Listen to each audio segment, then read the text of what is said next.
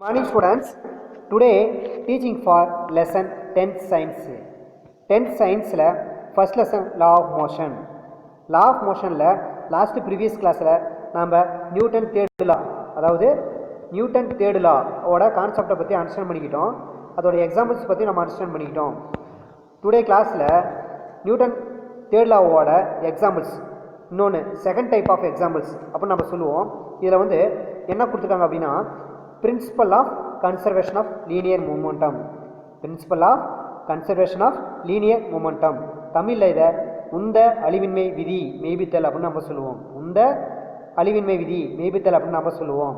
இங்கே என்ன main concept அப்படின்னா இது மேக்ஸிமம் 7 மார்க் கொஸ்டின்ஸில் கேட்கக்கூடிய ஒரு இம்பார்ட்டன்ட் கொஸ்டின்ஸு. இது வந்து ஒரு ஈக்குவேஷன் நம்ம ஃபார்ம் பண்ணுவோம். இதில் மெயின் கான்செப்ட்னு பார்த்தோன்னா நம்ம 2 பால் எடுத்துக்கணும். 2 பால், ஒரு பாலோட மாஸ் வந்து பெருசாகவும் ஒரு பாலோட மாஸ் வந்து ரொம்ப லோவாகவும் எடுத்துக்கணும். அப்போ 2 பால் எடுத்துக்கிறோம். அதில் ஃபஸ்ட்டு பாலை நம்ம மூவ் பண்ணுறோம். அதாவது பிங்கிற ஒரு பாலை நம்ம மூவ் பண்ணி விடுறோம். அப்போ பிங்கிற பால் வந்து மூவ் ஆகி ரன் ஆகிட்டு இருக்கோம். ஒரு பர்டிகுலர் பிளேஸில் போயிட்டு அப்படி ஸ்டாப் ஆகி நின்றோம். அதே பிளேஸில் ஏங்கிற பாலை நம்ம உருட்டி விடுறோம். இந்த பால் ஏங்கிற பால் போய் மூவ் ஆகி எந்த பாலை போய் இடிக்கும் அப்படின்னா பி பாலை போய் இடிக்கும். அப்போ இந்த கான்செப்டில் ஏங்கிற பால் அதாவது ஏங்கிற பால் ஒரு ஃபோர்ஸ் அப்ளை பண்ணுது. ஃபோர்ஸ் வந்து அப்ளை பண்ணுது. அந்த ஃபோர்ஸ் எது மேலே அப்ளை பண்ணுது அப்படின்னா பிங்கிற பால் மேலே ஃபோர்ஸ் அப்ளை பண்ணுது. அப்போ ஃபோர்ஸ் வந்து கொடுக்கறது ஏ பால், ஃபோர்ஸை வாங்கிக்கிறது பி பால். அதாவது நியூட்டன் என்ன சொல்லியிருக்காரு அப்படின்னா ஒரு ஃபோர்ஸ் ஆக்ட் ஆச்சுன்னா அந்த ஃபோர்ஸுக்கு ஈக்குவலான ஃபோர்ஸ் எங்கேருந்து வரும், ஆப்போசிட்டில் இருந்து வரும் அப்படிங்கிற கான்செப்டை தேர்ட் லெவலில் சொல்லியிருக்காரு. அப்போ அந்த கான்செப்ட் படி பார்த்தோம்னா ஏங்கிற பால் வந்து ஒரு ஃபோர்ஸ் கொடுத்தா கண்டிப்பாக ஆப்போசிட்டில் பிங்கிற பால் என்ன கொடுத்துருக்கோம், ஈக்குவலான ஒரு ஃபோர்ஸை கொடுத்துருக்கோம். அந்த கான்செப்டை பற்றி தான் நம்ம இங்கே அண்டர்ஸ்டாண்ட் பண்ணிக்கிறோம். அப்போ இங்கே எத்தனை பால் நம்ம எடுத்துக்கிறோம் அப்படின்னா 2 பால் எடுத்துக்கிறோம். ஒரு பாலோட சைஸ் வந்து பெருசாகவும் ஒரு பாலோட சைஸ் வந்து சின்னதாகவும் எடுத்துக்கணும். அப்போ ஏபின்னு பேர் கொடுத்துக்கிறோம். பிங்கிற பாலுக்கு பேர் வந்து பார்த்தோம்னா M2ன்னு சொல்லுவோம். ஏங்கிற பாலுக்கு வந்து M1 அப்படின்னு சொல்லுவோம். எம்ங்கிறது இங்கே மாஸை ஐடென்டிஃபை பண்ணும். அதாவது எம்ங்கிறது இங்கே நிறை அப்படிங்கிறத குறிக்கும். அப்போ M1 M2ங்கிறது 2 பாலோட நிறை அப்படின்னு சொல்லுவோம். இங்கே மெயின் கான்செப்ட் இங்கே என்ன கொடுத்துருக்காங்க அப்படின்னா first one there is no change in the linear momentum. Linear momentum அப்படின்னா ஒரு ஆப்ஜெக்ட் மூவ் ஆகிட்டு இருக்கும். அதாவது எந்த ஒரு சேஞ்சஸும் இல்லாமல் ஒரு ஆப்ஜெக்ட் அப்படியே மூவ் ஆகிட்டே இருந்தால் அதுக்கு பேர் என்னது, லீனியர் மூமெண்டம். அதாவது எந்த ஒரு விஷயம் செயல்படாத வரைக்கும் ஒரு பொருள் வந்து அப்படியே இயங்கிக்கிட்டே இருக்குது. இயங்கிக்கிட்டே இருந்தோம்னா நம்ம என்ன சொல்லுவோம், உந்தத்தில் இருக்குது அப்படின்னு சொல்லுவோம். இயங்கிக்கிட்டே இருந்தால் அது பேர் உந்தத்தில் இருக்குது அப்படின்னு சொல்லுவோம். அப்போ அந்த பொருள் எதில் இருக்குது, உந்தத்தில் தான் இருக்குது அப்படின்னு சொல்லியிருக்காங்க. Of a system of bodies as long as no net external force acts on them. அதாவது என்ன சொல்லியிருக்காங்க அப்படின்னா எந்த ஒரு நெட்டு எக்ஸ்டர்னல் ஃபோர்ஸ், அதாவது எந்த ஒரு ஃபோர்ஸும் ஆக்ட் ஆகலை அப்படின்னா மூவிங்கில் இருக்கிற ஆப்ஜெக்ட் வந்து மூவிங்லேயே இருக்கும். அதில் எந்த ஒரு சேஞ்சஸும் நடக்காது அப்படின்னு சொல்லியிருக்காங்க. தமிழில் சொல்லணும் அப்படின்னா இயக்கத்தில் இருக்கிற பொருள் இயக்கத்திலேயே தான் இருக்கும். அது மேலே எந்த ஒரு விஷயம் நம்ம செயல்படுத்தாத வரைக்கும் அது எப்படியே இருக்கும், இயக்கத்தில் இருக்கும். ஒருவேளை விஷயம் நம்ம அது மேலே செயல்படுத்திட்டோம்னா அதோட நிலை என்ன ஆயிரும், மாறிடும். அப்போ மாறாமல் அப்படியே அதே நிலையில் இருந்தால் அதை நம்ம என்ன சொல்லுவோம், உந்தம் அப்படின்னு சொல்லுவோம். அதோட கான்செப்ட் தான் இங்கே தெளிவாக சொல்லியிருக்காங்க. அப்போ ஒரு ஆப்ஜெக்ட் வந்து மூவிங்லேயே இருக்கும். எந்த ஒரு எக்ஸ்டர்னல் ஃபோர்ஸை அப்ளை பண்ணாத வரைக்கும் அந்த ஆப்ஜெக்ட் எப்படியே இருக்கும், மூவிங்லேயே இருக்கும் அப்படிங்கிற கான்செப்டை இங்கே எக்ஸ்பிளைன் பண்ணியிருக்காங்க. இது 2 மார்க் கொஸ்டின்ஸில் கேட்பாங்க அடிக்கடி. இதை நம்ம மார்க் பண்ணி படிச்சுக்கணும். நெக்ஸ்ட்டு இங்கே வந்து பார்த்தோம்னா எக்ஸாம்பிள்ஸ் கொடுத்துருங்க. Let us proof the law of conservation of linear momentum with the following illustration. அதாவது கன்சர்வேஷன் ஆஃப் மூமெண்டம், அதாவது linear momentum conservation of momentum அப்படின்னு சொல்லக்கூடிய அதுக்கு வந்து பார்த்தோம்னா இங்கே எக்ஸாம்பிள்ஸ் வந்து ஒரு பால் கொடுத்துருக்காங்க. நம்ம எத்தனை பால் எடுத்துக்கணும், 2 பால் எடுத்துக்கணும். அதில் ஒரு பாலோட சைஸ் வந்து பெருசாகவும் ஒரு பாலோட சைஸ் என்னவாக இருக்கும், ரொம்ப ஸ்மாலாக எடுத்துக்கணும். அப்போ ஒரு பாலுக்கு ஏன் நேமும் இன்னொரு பாலுக்கு பேர் வந்து பின்னு நேம் கொடுத்துக்கணும். மாஸ் M1 M2 பேர் கொடுத்துக்கணும். இங்கே வந்து பார்த்தோம்னா அதாவது ஃபஸ்ட்டு 2 பால் ஏங்கிற பாலும் பிங்கிற பாலும் ஃபஸ்ட்டு மூவ் ஆகுது. அதாவது ஒரு பால் வந்து ஃபஸ்ட்டு மூவ் ஆச்சுன்னா அதுக்கு பேர் இனிஷியல் வெலாசிட்டின்னு சொல்லுவோம். அதாவது ஃபஸ்ட்டு ஒரு பால் வந்து மூவ் ஆச்சுன்னா அதுக்கு பேர் என்னது, இனிஷியல் வெலாசிட்டின்னு சொல்லுவோம். அதுக்கு லெட்டர் என்ன யூஸ் பண்ணுவோம், யூன்னு யூஸ் பண்ணுவோம். அப்போ இங்கே 2 பால் இருக்கனால இனிஷியல் வெலாசிட்டிக்கு நேம் என்னது, U1 U2 அப்படின்னு நம்ம அப்ளை பண்ணிக்கணும். அதுக்கடுத்து செகண்ட் படம் வந்து 2 பாலும் இடிச்சிக்குது. அதாவது கொல்யூஷன் ப்ராசஸ், அதாவது மோதல் நடக்கிறப்ப இருக்கிற படம் தான் 2வது படம். 2 பாலும் இடிச்சிக்குது. அதாவது ஏங்கிற பாலும் பிங்கிற பாலும் இடிச்சுக்குது. அப்போ ஏங்கிற பால் வந்து ஃபோர்ஸ் தருது எது மேலே, பிங்கிற பால் மேலே ஃபோர்ஸ் தருது. ஏங்கிற பால் வந்து பி பால் மேலே ஒரு ஃபோர்ஸ் தருது. அந்த ஃபோர்ஸ்க்கு நேம் வந்து எஃப்ஏ. ஃபோர்ஸ்க்கு நேம் என்னது, எஃப்ஏ. அதே மாதிரி ஆப்போசிட்டில் இருந்து பிங்கிற பால் வந்து அது ஒரு ஃபோர்ஸ் தருது. எது மேலே தருது அப்படின்னா ஏங்கிற பால் மேலே ஃபோர்ஸ் தருது. அதுக்கு பேர் எஃப்பி. எஃப்ங்கிறது விசை, அதாவது ஃபோர்ஸ். ஏங்கிறது பிங்கிறது அந்த ஆப்ஜெக்டோட நேமை குறிக்கும். கடைசியாக அந்த ரெண்டு பாலும் இடிச்சிக்கிச்சு. இடித்த பின்னாடி கொல்யூஷன் ப்ராசஸ் முடிஞ்ச பின்னாடி தனித்தனியாக மூவ் ஆகும். அதாவது கொஞ்சம் டிஸ்டன்ஸ் விட்டு மூவ் ஆகும். அது ஃபஸ்ட்டு போகிறதுக்கு பேர் பி பால், ரெண்டாவது போகிறதுக்கு பேர் ஏ பால். இது கடைசியாக ஃபைனலாக வேகமாக போகிறனால கடைசியாக வேகம், அதாவது இதோட ஸ்பீடு வந்து குறையுது. அதுக்கு பேர் ஃபைனல் வெலாசிட்டின்னு சொல்லுவோம். Final velocity letter V1 V2 அப்படின்னு நம்ம யூஸ் பண்ணுவோம். V1 V2ங்கிறது ஃபைனல் வெலாசிட்டியை எங்கே குறிக்கும். இந்த பிக்சர் வந்து மெயின் கான்செப்ட் எதை இண்டிகேட் பண்ணுது அப்படின்னா conservation of momentum, conservation of linear momentum அப்படின்னு சொல்லுவோம். இந்த படத்தை வச்சு கீழே எக்ஸாம்பிள்ஸ் பண்ணியிருக்காங்க. Proof. The first one proof. Let two bodies A and B having masses M1 and M2. அப்போ நம்ம எத்தனை பால் எடுத்துக்கணும், ரெண்டு பால் எடுத்துக்கணும். ஒரு பாலோட பேர் வந்து M1, இன்னொரு பாலோட பேர் வந்து M2. Move with initial velocity U1 and U2. அப்போ அந்த ரெண்டு பாலும் ஃபஸ்ட்டு மூவ் ஆகிறனால அதுக்கு பேர் என்னது, U1 and U2. India straight line. அது எப்படி போயிட்டுருக்கு அப்படின்னா ஒரு ஸ்ட்ரெயிட் லைனில் போயிட்டுருக்கு அப்படின்னு சொல்லியிருக்காங்க. ஒரு நேர்கோட்டில் போயிட்டுருக்கு அப்படின்னு சொல்லியிருக்காங்க. Let the velocity of the first body be heavier. Velocity எதுக்கு அதிகமாக இருக்குது ஃபஸ்ட் பாலுக்கு, then that of the second body. Second பாடியை விட, அதாவது செகண்ட் ஆப்ஜெக்டை விட ஃபஸ்ட் ஆப்ஜெக்ட்டுக்கு என்னவா இருக்குது, வெலாசிட்டி அதிகமாக இருக்குது அப்படின்னு சொல்கிறாங்க. அப்போ அதுக்கு ஃபார்முலா வந்து நம்ம மேக் பண்ணணும்னா என்னவா வரும் அப்படின்னா U1 greater than U2 during an interval of time t second. Time நம்ம என்ன எடுத்துக்குவோம், டீன்னு எடுத்துக்குவோம். they tend to have a collision. collisionனா very important words. collisionனா மோதல். இந்த கொஸ்டினோட மெயின் கான்செப்டே கொலிஷன் தான். அப்போ மோதல்னு சொல்லுவோம். இது ரொம்ப முக்கியமான வார்த்தை, முக்கியமான வேர்ட்ஸ்.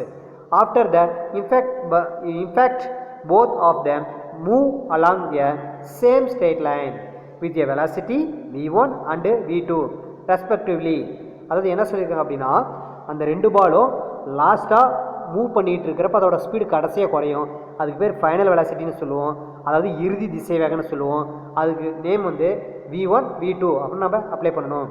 நெக்ஸ்ட்டு ஃபோர்ஸ் ஃபஸ்ட்டு எது தருது, force on a body A to B, A due to B. அதாவது ஏங்கிற பால் இருந்து ஃபோர்ஸ் எதுக்கு போகுது, பிங்கிற பாலுக்கு போகுது. அப்போ ஃபார்முலா வந்து நம்ம மேக் பண்ணோம்னா FA ஃபஸ்ட்டு ஃபார்முலா. அதாவது நம்ம என்ன சொல்கிறோம் அப்படின்னா FA ஈக்குவல் டு அங்கே FAன்னு போட்டுக்கணும். நம்ம FA equal to M2 V2 minus U2 bracket by T.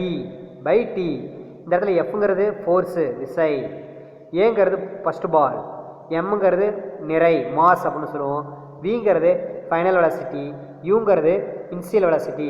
அதாவது விங்கிறது இறுதி திசை வேகம், யூங்கிறது ஆரம்ப திசை வேகம், டீங்கிறது காலம் இங்கே குறிக்கும். இது first formula. The second formula the force on a body B2 to BA. அதாவது force on a body B due to A. அதாவது பியிலிருந்து எதுக்கு ஃபோர்ஸ் ஆக்ட் ஆகுது, இப்போ ஆப்போசிட்டில் ஆக்ட் ஆகுது. அதாவது பியிலிருந்து ஃபோர்ஸ் எதுக்கு ஆக்ட் ஆகுது, ஏங்கிற பாலுக்கு ஆக்ட் ஆகுது. அப்போ ஃபார்முலா மேக் பண்ணோம்னா நம்ம என்ன சொல்லலாம் அப்படின்னா ஃபோர்ஸ் எஃப் அதாவது FBன்னு சொல்லுவோம். FB பால்னா செகண்ட் பாலை குறிக்கும். M1ங்கிறது நிறை மாஸ் அப்படின்னு சொல்லுவோம். V1ங்கிறது இறுதி திசை வேகம், அதாவது ஃபைனல் வெலாசிட்டின்னு சொல்லுவோம். U1ங்கிறது ஆரம்ப திசை வேகம் இனிஷியல் வெலாசிட்டின்னு சொல்லுவோம். டைமுக்கு பதிலாக letter T. By Newton's third law of motion. Newton third லாவை நம்ம அப்ளை பண்ணோம்னா அது formula F1 equal to minus F2 அல்லது FA equal to minus FB. அந்த ஃபார்முலா அப்ளை பண்ணிக்கிறோம். அடுத்தது FAவோட ஃபார்முலா. அதாவது FAவோட ஃபார்முலா பார்த்தோம்னா M1 V1 minus U1 by T. M1 U1 by T. அப்போ FBயோட ஃபார்முலா பார்த்தா minus M2 V2 minus U2 by T. அப்போ M1 வந்து உள்ளே மல்டிப்ளை பண்ணோம்னா என்னவா சேஞ்சஸ் ஆகும் அப்படின்னா M1 V1 மாறும், அதாவது M1 U1 மாறும். அதுக்கப்புறம் equal to minus M2 V2 multiply பண்ணோம்னா மைனஸ் m2 v2 ஆகும், மைனஸ் மைனஸ் ப்ளஸ் ஆயிரும், m2 u2 ஆகும். அப்போ நம்ம கடைசியாக ஃபைனல் அரேஞ்ச்மெண்ட்டில் அதாவது இனிஷியல் வெலாசிட்டியில் ஒரு பக்கமும் ஃபைனல் வெலாசிட்டியில் நம்ம ஒரு பக்கம் மூவ் பண்ணிடுறோம். அப்போ இனிஷியல் வெலாசிட்டினா யூஎல்ல ஒரு பக்கமும் ஃபைனல் வெலாசிட்டினா விஎல்ல ஒரு பக்கமும் நம்ம மூவ் பண்ணிடுறோம். அப்போ அப்படி பார்த்தோம்னா first one m1 v1 plus m2 v2 இது ஃபைனல் வெலாசிட்டி இண்டிகேட் பண்ணுது. Next equal to m1 u1 plus m2 u2 இது வந்து இனிஷியல் வெலாசிட்டி இண்டிகேட் பண்ணுது. அப்போ இந்த ஃபார்முலா வந்து வெரி வெரி இம்பார்ட்டன்ட். இது மேக்ஸிமம் 1 மார்க் கொஸ்டின்ஸில் கேட்பாங்க. இந்த ஃபார்முலாவோட எக்ஸ்பிளனேஷன் தான் கீழே அரேஞ்ச் பண்ணியிருக்காங்க. த above equation confirms in the absence of an external force. The algebraic sum of the momentum after collision is numerically equal to the algebraic sum of the momentum before collision. அதாவது என்ன சொல்லியிருக்காங்க அப்படின்னா first பால் move ஆன ஃபோர்ஸும் லாஸ்ட்டாக move ஆன force எப்படி இருக்கும், ஈக்குவலாக இருக்கும். ஆரம்பம் அதாவது இனிஷியல் வெலாசிட்டியும் ஃபைனல் வெலாசிட்டி எப்பயுமே எப்படி தான் இருக்கும், ஈக்குவலாக இருக்கும் அப்படிங்கிற கான்செப்டை எக்ஸ்பிளைன் பண்ணுது. Next hence the law of conservation linear momentum is proofed. இது வரைக்கும் நம்ம ரைட் பண்ணாவே எத்தனை மார்க்ஸ் கவர் ஆகும் அப்படின்னா 7 மார்க் கவர் ஆகும். இது வந்து வெரி வெரி இம்பார்ட்டண்டான ஒரு questions. Next topic rocket propulsion. அதாவது என்ன சொல்லுவோம் அப்படின்னா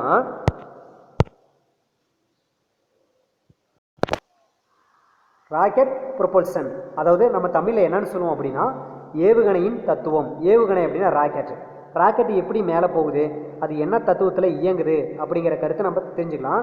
இதில் ராக்கெட் ப்ரொபல்ஷன் இங்கே என்ன கொடுத்துருக்காங்க அப்படின்னா propulsion of rockets is based on the law of conservation of linear momentum.